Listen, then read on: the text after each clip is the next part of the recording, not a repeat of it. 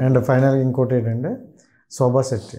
So ఒక అమ్మాయిగా వెళ్ళేటప్పుడు లక్షణాలు కొంచెం మంచిగానే అనిపించి తర్వాత చూస్తూ చూస్తూ తన మీద అంటే బయట చాలా నెగిటివ్ వచ్చేసింది. అంటే ఆవిడ బిహేవియరే అంతే అంటారా, లేకపోతే కంటెంట్ కోసమే ఆవిడ పరిగెట్టిందా? ఎందుకు ఈ క్వశ్చన్ అడిగానంటే క్వశ్చన్ కూడా ఎందుకు అడిగానంటే ఒక సీన్లో మిమ్మల్ని ఫుల్ టెంపర్ చేసినప్పుడు మీరు బట్టలు ఇప్పేసి వచ్చి బయట చేయాల్సినంత రాదు, అది ఎంతో పీక్స్కి వెళ్ళిపోతే తప్పుడు అక్కడ వస్తుంది. సో ఆ సిచ్యువేషన్ మీకు ఎలా అనిపించింది?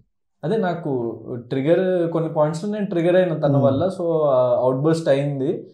సో జనాలు దాన్ని ఎట్లా తీసుకున్నారు అన్నది నాకు తెలియదు. సో నేను బయటకు వచ్చిన తర్వాత చూసిన నాకు చెప్పిండ్రు కానీ అది బాగానే తీసుకున్నా, అందుకే ఇంకా తర్వాత వీక్స్ కూడా ఉంచారు.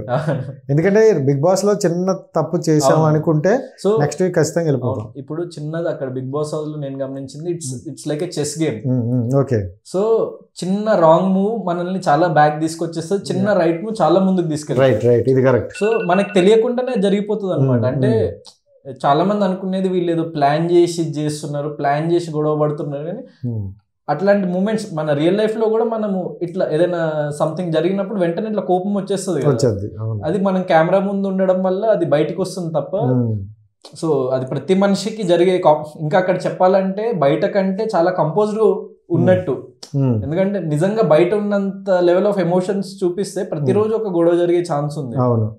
సో కానీ మనము ఓన్లీ వ్యాలిడ్ పాయింట్స్ అప్పుడే కోప్పడాలి. సో మనకి నిజంగా ఏదైనా అన్యాయం జరుగుతుంది అన్నప్పుడే అరవాలి తప్ప సో ప్రతిదానికి గొడవ పడాలన్నది అయితే లేదు. సో తనకి అది తన గేమ్ ప్లానా లేకపోతే తన పర్సనాలిటీ అంత అన్నది తనకే తెలియాలి, ఎందుకంటే నాకు తన బయట తెలియదు. నేను 1-2 years ముందు ట్రావెల్ చేసి ఉంటే శోభా శెట్టి గేమ్ లో ఇట్లుంది బయట ఇట్లుందని నేను చెప్పగలిగేవాడిని.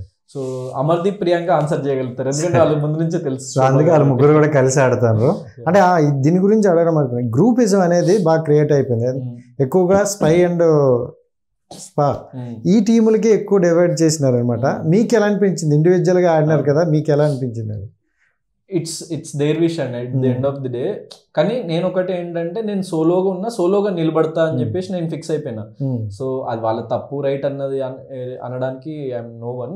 సో ఇట్స్ జస్ట్ దట్ నా గేమ్ మాత్రం నేను సోలోగా ఇండివిజువల్, ఎందుకంటే నాకు అర్థమైపోయింది ఎవరు నా కోసం స్టాండ్ తీసుకోరు, టైం వచ్చినప్పుడు ఎవరు సపోర్ట్ చేయరు. నేను సపోర్ట్ చేసిన వాళ్ళు కూడా నాకు ఎప్పుడు సపోర్ట్ చేయలేదు యాక్చువల్ చెప్పాలంటే. సో నాకు అర్థమైపోయింది ఇట్స్ ఓకే, నేను ఎక్స్పెక్టేషన్స్ వదిలేసిన అనమాట. సో నేను చాలాసార్లు చెప్పేవాడిని కూడా, 0 expectations. నాకేదైనా ఎవరికైనా చేయాలనిపిస్తే చేస్తా, కానీ మళ్ళీ తిరిగి వాళ్ళు నాకు చేయాలని కూడా ఎక్స్పెక్ట్ చేయను నేను. సో నేను అదే స్టాండ్ మీద ఉన్నా. సో ఆ గ్రూపిజం అన్నది అది బయటికి నాకు ఫస్ట్లో నేను 5th week నేను బయటకు వెళ్ళిపోయేటప్పుడు ఆ అనాలిసిస్ చెప్పిన, ఇంకా ఆడియన్స్లో అందరిలో కూడా అది ఇంకా రాలేదు యాక్చువల్గా. సో ఇప్పుడు రీల్స్ పెడుతున్నారు అంటే Gautam analysed this in 5th week itself. So అన్నట్టు ఇప్పుడు లాస్ట్ 13-14 week లో ఏదైతే ఆడియన్స్ చెప్తున్నారు, నాగ్ సార్ చెప్తున్నారు, అది నేను 5th week లోనే చెప్పిన. ఎందుకంటే నేను అబ్జర్వ్ చేసేవాడిని, ఒక కైండ్ ఆఫ్ ప్యాటర్న్ నాకు అనిపించేది. సో నాకు అనిపించింది చెప్పిన.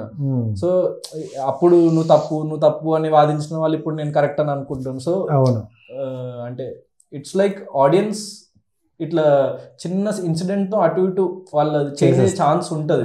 So I can't comment particularly దాని గురించి.